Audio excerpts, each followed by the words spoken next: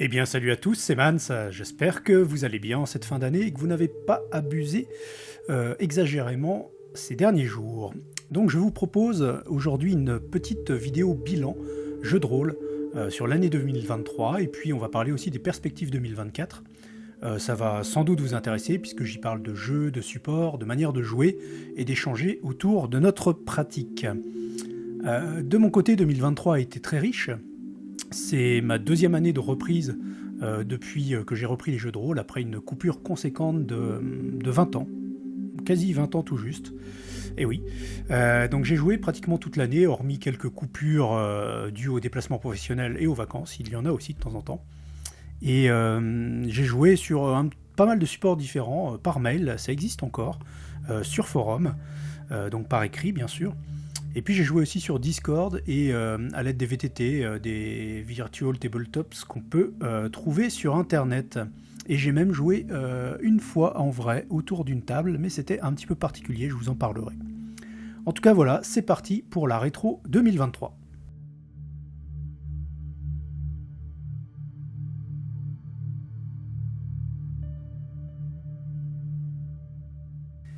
Eh bien c'est parti, on va commencer. Alors il n'y a pas d'ordre ni chronologique, ni d'importance, etc. Tout est un petit peu en vrac, selon mes petites notes, parce qu'il y en a, sinon j'aurais oublié la moitié des choses, bien entendu.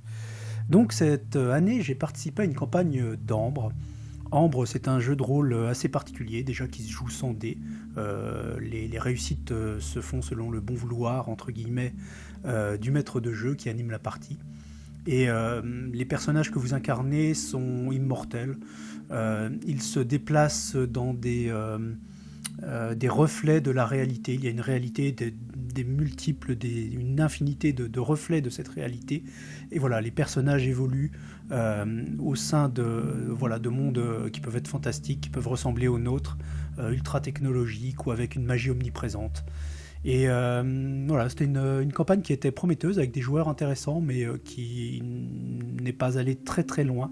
Même si j'avais eu le temps de pas mal développer mon personnage qui était amnésique, et oui, c'est un petit peu gentillet l'amnésie, mais c'était voulu puisque c'était un prince démon qui s'était réfugié sur un monde qu'il avait fini par dominer, mais cette amnésie lui permettait d'être isolé et en tout cas de ne pas avoir subi la traque de ses corélégionnaires.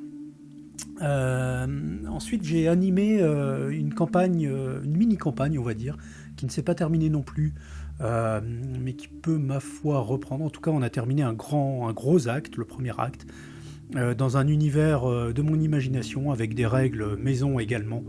Le nom, c'est Pleine Conscience, et ça se déroule dans notre monde à nous. Sauf qu'il est peut-être un petit peu différent, qui sait. Et comme le titre le laisse présager, il y a sans doute quelque chose à voir avec ce qui se passe dans notre esprit. Et c'était super intéressant, j'avais des joueurs qui étaient bien investis. On a fait un beau premier acte qui s'est déroulé pas tout à fait comme je l'avais imaginé, mais c'est ça qui est super intéressant aussi dans le jeu de rôle. Et voilà. J'ai participé à un one-shot d'Alien qui m'a laissé en demi-teinte. J'ai beaucoup aimé l'ambiance, les autres joueurs, la narration et surtout les moments un petit peu sombres et inquiétants qu'apportait le MJ. Mais j'ai moins accroché au système qui très vite te fait jeter des boîtes de dés et puis te laisse... en fait, il décide pour toi de ce que va faire ton personnage par rapport au stress qui commence à l'envahir et à la manière dont il va y réagir. Ça, j'ai trouvé ça un petit peu dommage. Et voilà, si le scénario en lui-même et l'ambiance m'ont bien intéressé, j'avoue que le système m'a un peu refroidi. Au contraire de mon personnage d'ailleurs, qui n'a pas été refroidi, qui a survécu. C'était une surprise pour tout le monde. J'ai participé également à une campagne, encore une fois dans un monde personnel avec des règles personnelles, d'ailleurs sans vraiment de règles, qui s'appelait La Plage, Et j'y avais été entraîné un petit peu de force par des camarades de jeu qui cherchaient absolument un joueur. Je m'étais laissé tenter. Et en fait, c'était une partie très méta qui mélangeait pratiquement le jeu de rôle et la vie réelle. En fait, tu te trouvais en tant que joueur à répondre à des questions qui étaient posées à ton personnage. Et j'avoue que j'aime pas trop cette frontière qui se sépare, qui disparaît carrément. Et tu te demandes un petit peu qui joue, si tu es dans un jeu de société normal, on va dire, ou vraiment dans un jeu de rôle où tu incarnes un personnage. Et je ne suis pas trop dans ce trip-là, donc voilà, j'ai laissé tomber cette campagne. Et c'est vrai, ça m'intéresserait assez de connaître votre avis sur ce sujet justement de la frontière entre le joueur, le personnage et qu'est-ce qu'on joue en fait pendant cette partie. Est-ce qu'on donne sa vraie opinion ou tout du moins est-ce qu'on a accès à ce fait de donner sa vraie opinion, ou est-ce qu'on doit laisser la place au personnage et uniquement au personnage. En tout cas, expérience intéressante. J'ai fait jouer des one-shots un petit peu déjantés. C'est vrai qu'habituellement, je fais plutôt jouer des campagnes ou des scénarios qui sont assez sérieux, on va dire. Et là, j'avais envie de changer complètement. Et j'ai fait jouer donc des one-shots un peu déjantés. Le titre, c'est Y a-t-il un héros pour sauver le monde ? Et comme vous vous en doutez, c'est assez inspiré des Y a-t-il un pilote dans l'avion, mais encore plus d'une série de romans dont le premier s'appelle Le Livre sans nom. Je ne sais pas si vous connaissez ces bouquins, c'est de l'écriture à la mitraillette, il y a zéro temps mort, il y a de la baston qui est ultra bien décrite, des personnages avec des pouvoirs complètement pétés, mais en face des démons qui surviennent de nulle part. Tout ça t'emmène vraiment dans un maelstrom de baston un petit peu décérébré, mais qui est vraiment bien mené et avec toujours un fil rouge. Et au bout du compte, on s'y retrouve. Et j'avais un petit peu envie de redonner ce souffle un petit peu épique dans des aventures contemporaines, un peu à la Innominé Satanis. Et donc voilà, ça je pense que je vais continuer à faire jouer ce genre de scénar de temps en temps pour casser un peu le rythme des enquêtes avec les messieurs très sérieux qui fument la pipe et les dames vêtues de belles robes et de chapeaux. J'ai aussi participé il n'y a pas très longtemps à un one-shot proposé par un Québécois sur Virtua JDR. Je ne me souviens plus le nom qu'il avait donné à son monde, son univers. Il avait créé un univers un petit peu dystopique dans lequel en fait des gamins se retrouvaient à enquêter sur différents problèmes qui pouvaient survenir. Et là, en l'occurrence, on enquêtait sur un meurtre. Et donc, il avait un système perso, un monde perso. J'avais bien accroché à la fois au système et au monde, ça marchait bien. Mais la manière dont on a résolu un petit peu l'enquête était un petit peu étrange, sans en dire davantage.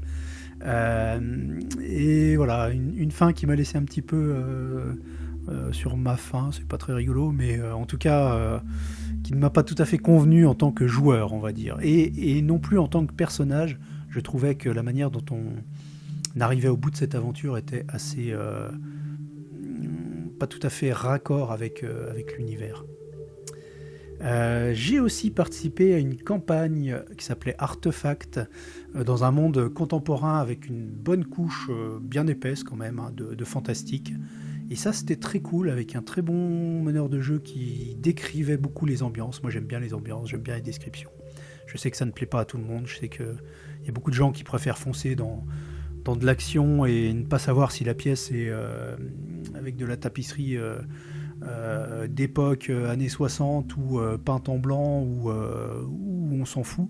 Moi j'aime bien, ça ajoute quelque chose et ça me permet de m'immerger davantage dans le monde et de partager la même chose avec les autres, parce qu'effectivement quand tu ne décris pas trop ce qui t'entoure, les ambiances, les autres gens, les PNJ, eh bien chacun imagine quelque chose de différent en fait, et on ne partage qu'une partie de cette aventure. Donc voilà, c'était très cool. Ce n'est pas terminé. Qui sait ce qui se passera dans l'avenir. J'ai pas mal joué à la méthode du Dr Chestel aussi cette année. La méthode du Dr Chestel, c'est un jeu assez ancien.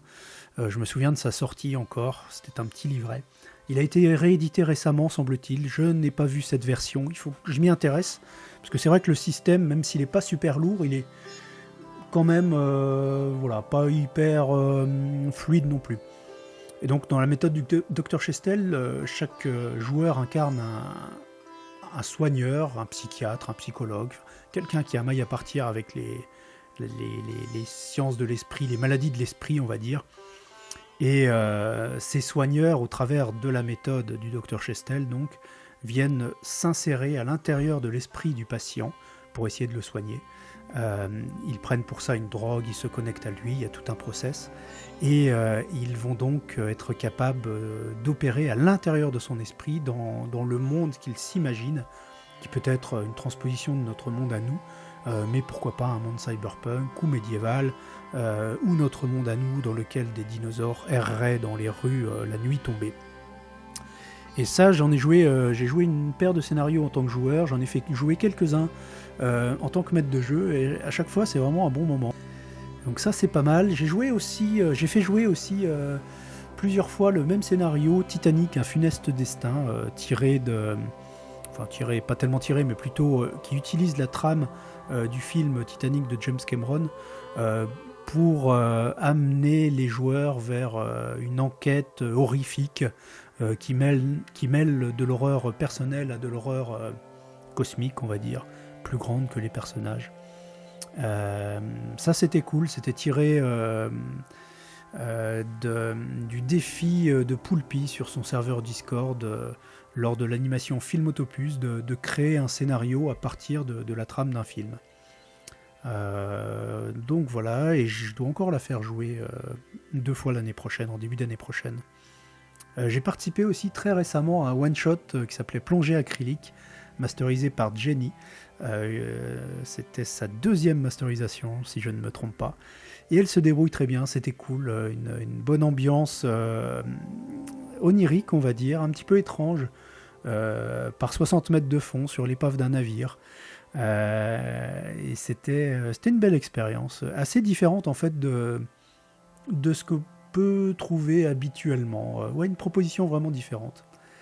J'ai aussi participé à une mini-campagne Cyberpunk 2077 dans Night City, où je jouais un corpo un petit peu déchu et qui n'était pas très très aguerri dans le maniement des armes, ce qui m'a valu quelques petits problèmes, mais qui a permis aussi la résolution de scènes grâce à cette non-maîtrise et à l'intervention de mes camarades.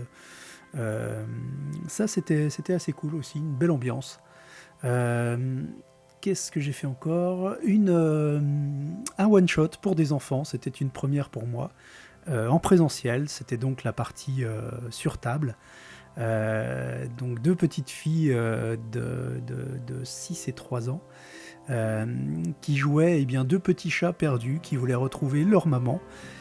C'était une petite session d'une demi-heure, à peine une demi-heure, même pas une demi-heure. Je me suis appuyé sur quelques images générées par Midjourney. Et franchement, c'était super cool. Elles ont beaucoup apprécié l'expérience et elles m'ont depuis redemandé de faire d'autres parties comme ça.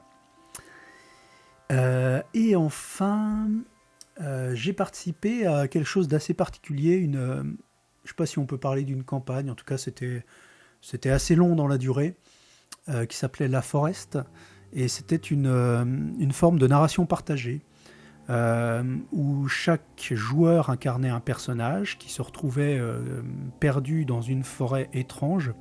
Ce groupe se formait donc à partir d'individualités qui ne savaient pas réellement ce qu'ils faisaient ici, qui étaient potentiellement issus d'univers, de mondes différents. Et le but était quel était le but en fait ? On ne sait pas. De survivre, de trouver quelque chose, mais quoi ? De savoir d'où on venait ? Je ne sais pas exactement, mais en tout cas, Chacun à tour de rôle, chaque joueur à tour de rôle prenait le rôle de MJ et faisait avancer la narration grâce à une carte, si on peut dire, une case, on va dire, sur une sorte de jeu de loi. Et c'était à la fois cool parce que eh bien, chaque joueur avait une incarnation propre et donnait un ton propre à chaque case, en fait, chaque élément de la narration. Et un peu erratique parce que chacun avait un rythme très différent qui hachait complètement le récit global. Et finalement, l'expérience est assez particulière et rejoint mon avis préconçu de tous ces systèmes de narration partagés. Il faudra quand même que j'approfondisse un petit peu ça, mais j'y vais un petit peu à reculons, j'avoue. Et bien voilà, ça c'était une petite revue de l'année 2023. Et quant à 2024, eh bien écoutez, je vais déjà commencer par continuer à diffuser du contenu sur ma chaîne YouTube que vous regardez actuellement, à vous partager ma vision rétrograde du jeu de rôle et de la vie en général d'ailleurs. Mais si vous êtes là, c'est que quelque part, ou ça vous fait marrer, ou ça vous énerve, ou vous adhérez. J'espère que c'est la troisième solution, évidemment. Je vais essayer de perfectionner un petit peu les actual plays. D'ailleurs, j'ai une petite vidéo qui va sortir très prochainement à ce sujet pour voir un petit peu ce que j'aime, ce que je n'aime pas dans les actual plays, et précisément dans celui que j'ai sorti récemment sur Titanic. Et puis, il faut que je me mette un petit peu à jour sur tout ce qui se fait actuellement. Comme je vous l'ai dit, j'ai fait une coupure de 20 ans à peu près. Et depuis, là, je joue plutôt sur des systèmes perso, que ce soit de moi ou d'autres MJ joueurs. Il faut vraiment que je jette un œil, enfin plus qu'un œil, à ce qui se fait actuellement, les jeux, les systèmes, les univers, etc. Si vous avez des recommandations, des suggestions à ce niveau, n'hésitez pas, je prends. Et puis je vais continuer à faire jouer et à jouer sur différents systèmes, différentes parties. La plupart du temps en distanciel parce que dans mon trou paumé, vous ne voyez pas la fenêtre là, mais j'ai la vue sur des montagnes et des forêts et zéro maison. Donc pour donner une petite idée de mon isolement. Et donc continuer à jouer, à faire jouer, la plupart du temps en distanciel. J'espère avoir l'occasion de jouer en présentiel une fois ou deux. Je ne pense pas participer à une campagne encore cette année parce que j'ai envie de faire jouer une campagne. J'ai un monde que je suis en train de finir de mettre en place là. Une campagne médiévale fantastique assez sombre avec un soupçon de technologie, une grosse couche de politique, une énorme menace globale, mondiale. Ça s'appelle Au crépuscule du vide, enfin ça peut encore changer. J'ai des places ouvertes d'ailleurs, si ça vous intéresse, n'hésitez pas à m'en parler. Et puis voilà, toujours des one-shots, parce que j'aime bien franchement les one-shots en fait. Ça permet très rapidement de se mettre dans une partie, de rencontrer des joueurs différents. Et ça, c'est quand même cool d'avoir affaire à des gens différents régulièrement, de ne pas s'enfermer dans un groupe finalement où tout roule. C'est bien d'un côté d'avoir ça, mais c'est aussi bien, je trouve, de changer régulièrement, d'avoir un renouvellement sur les personnes avec qui on joue. Eh bien écoutez, voilà, j'espère que de votre côté, l'année a été prolixe en bons moments d'imagination collective, que ce soit autour d'une table, autour d'un serveur. N'hésitez pas à venir causer de tout ça sur Discord, chez Poulpi, Lestat ou mon futur chez moi qui est en construction mais qui est déjà actif. En attendant, je vous souhaite bon jeu et bonne fin d'année si on ne se revoit pas d'ici là.